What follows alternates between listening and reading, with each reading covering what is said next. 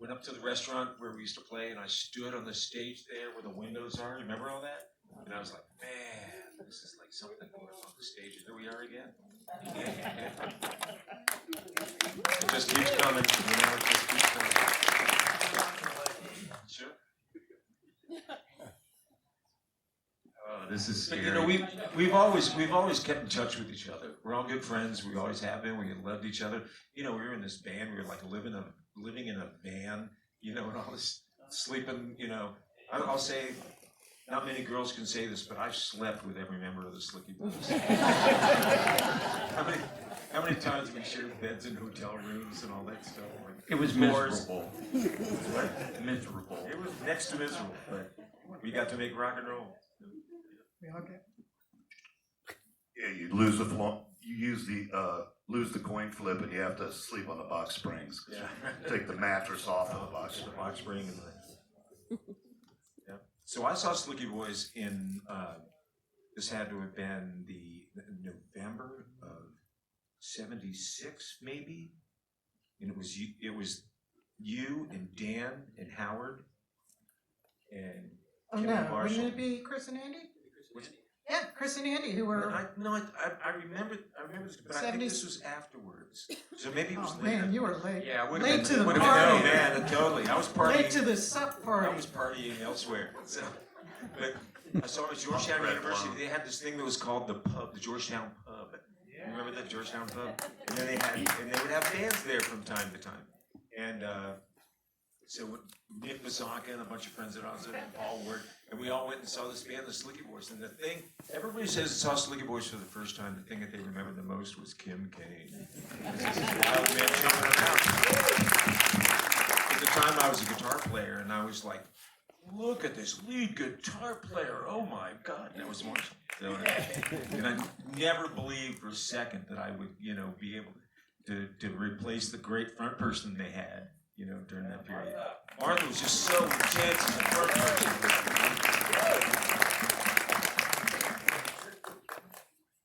Well, if I can dive in here just for a second, we were amazed to discover so many stories about the keg.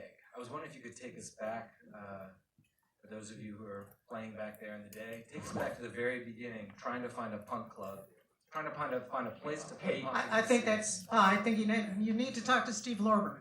Hey, Martha, do you remember you were in the girls' bathroom and you heard one of the heavy metal bands talking about how we sucked? Yeah, it was a girl from Shock.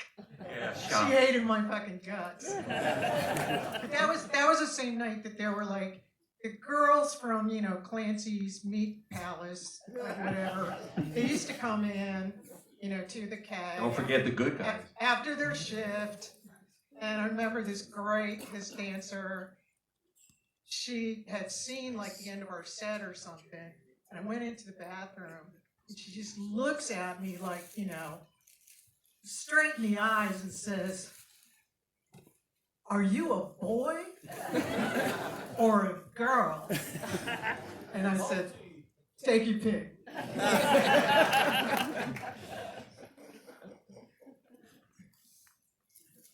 So what was it like trying to find a place to play? Now, this Steve Lorber found this for Overkill and Ourselves. They're not telling you, but this is a lineup here. I didn't do it. I don't know about these guys here. Yes, that's We're all guilty. In 1976, I lived on W Place in Glover Park, and at that point, I was trying to not flunk Steve, out of you Georgetown. remember, we lived in the same building. The same building. It was before I was in Slickee Boys, and I knew who you were. And you You live downstairs. I lived downstairs on the first floor. W Place, and I was friendly with Kim here, Kim Kane, and so he put the band together, and I said, well, there's a club across the street from where I live, let's see, and it was a guy named Shapoor, an Iranian fellow, who had these heavy metal bands like Lady, The Boys, Pentagram occasionally. I saw Raz there. So I was able to convince them to book the Slickee Boys on an off night, and that's how it happened, really. We saw Raz playing there, and we really loved them because they weren't just the run-of-the-mill, rock band playing cover songs, whatever was popular on the radio. And so they were a real inspiration, I think, to all of us. And just, Definitely. you know, we all just felt like we were related. Yeah, they rocked. They were like the Stones if they were good. Yeah. Well, no, it was great. When I was talking to Michael, you know, we would go there and we really got to exist opening for the Raz. And it was a really wonderful symbiotic deal, because back then, you played a gig, you played like 4 sets. You didn't have this like half-hour showcase deal going on. You played all freaking night. So anyway, so Michael was saying, you know, when we started coming around, our little bands were getting together, he was like, we'll have opening bands. Worked for them, worked for us. It was sweet. And the keg, we'd play on Monday nights, and a lot of times they tell you to cut the music down so they can watch the football game. Like get 10 people there, so. And Kim, what about getting paid? When there's some stories about getting paid? Wasn't supposed to say anything. I'm supposed to only answer about cars used in the movie. Everybody's probably heard that same story. You know, Shapur was an interesting character. You mean the rubber Say chips? the least. Our first gig was funny. It was $25 a set, I believe, or just. So anyway, we were supposed to get $50. Negotiated a Yeah. great deal. Yeah. and we alternated, like Martha was saying, we alternated too. It wasn't like it'd be like us, Raz, or whoever, or Pentagram. And the very first time we ever made any money, the check bounced. That was perfect. Perfect rock and roll. He And did. to be fair, To blow the story. we didn't earn the amount of money that you negotiated for. No. You know, like, get real. Like, we're, you know, the man. I'm like, what did we bring in? Like 10 people for nothing? It was all 10 of them are DJs from GTV too. I mean, it's right up the street, and everybody like, it went right back by that little railing. It'd be all the GTV, all the people we knew. But Same people. we did get paid finally. Eventually, he was nice enough. Blows the story, but.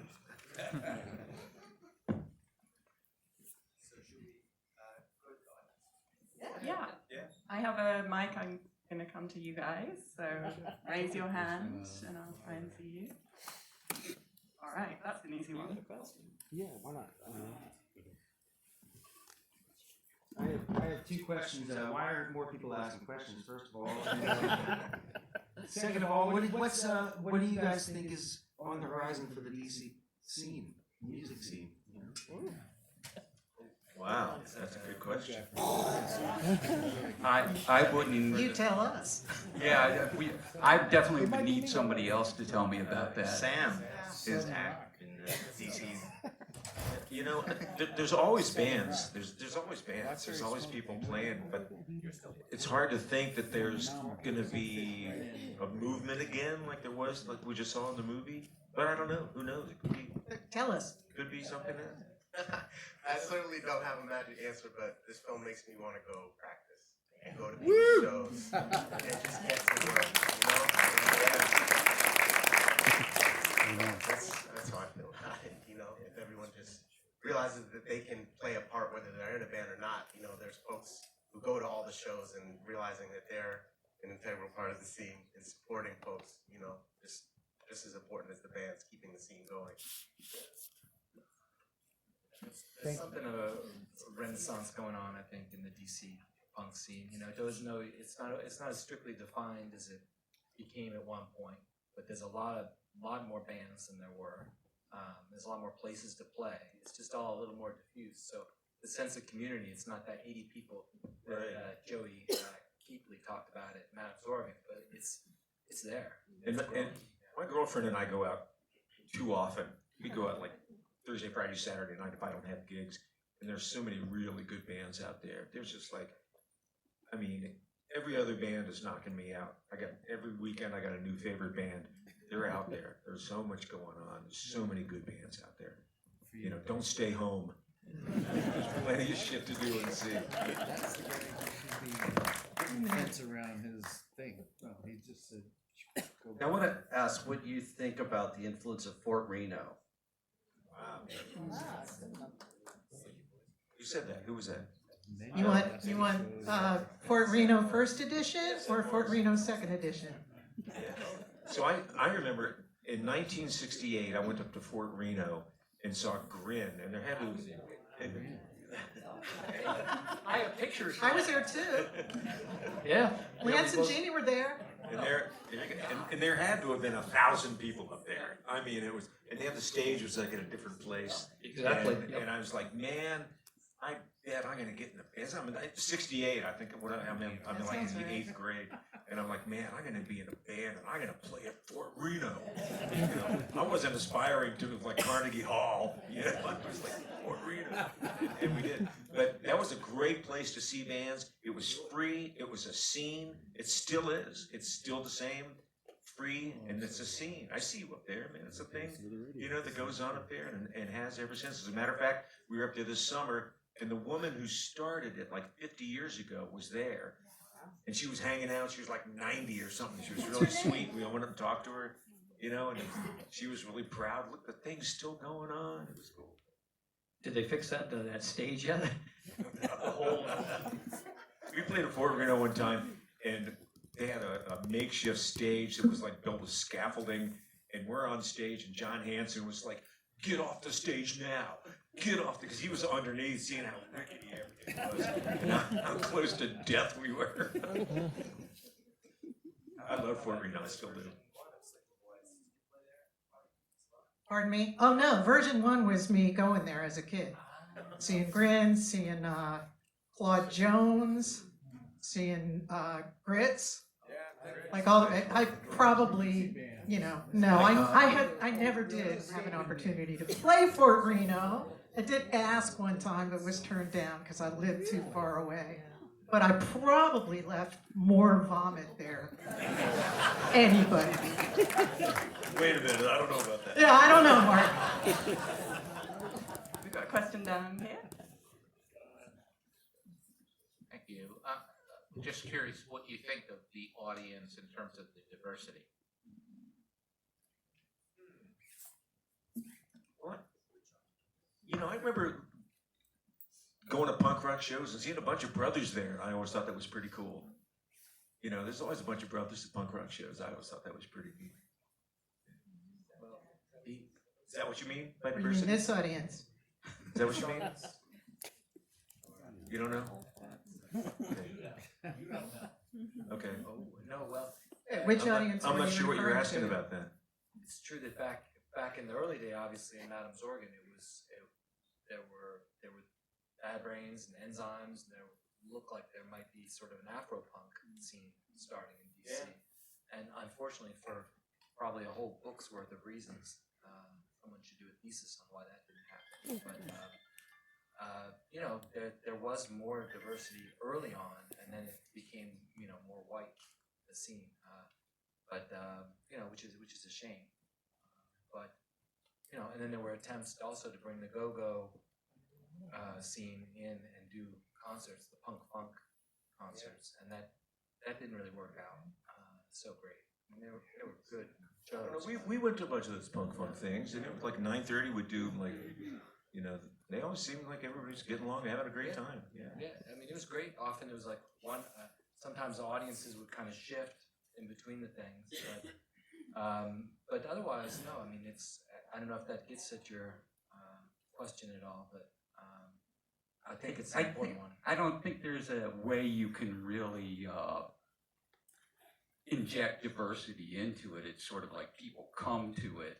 Yeah. You know, the audience comes to the music. You can't. I mean, it's a good point. It's hard to just, you know, play music and whatever art you're doing. You know, be true to yourself and then try to make diversity.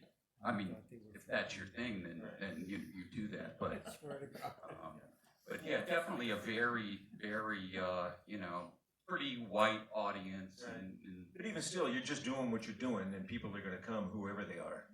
You know, right? Whoever they are. I used to go to like DC Space. That's where I saw a lot of different genres.